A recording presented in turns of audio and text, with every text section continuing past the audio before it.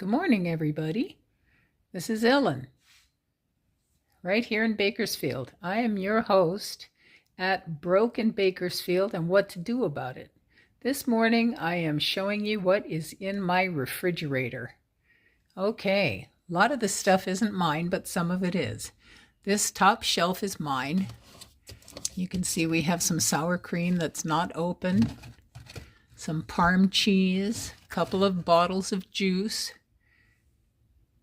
a dozen eggs, some mayonnaise, mayo in the back, some tortillas, corn tortillas, a couple of boxes of cheese.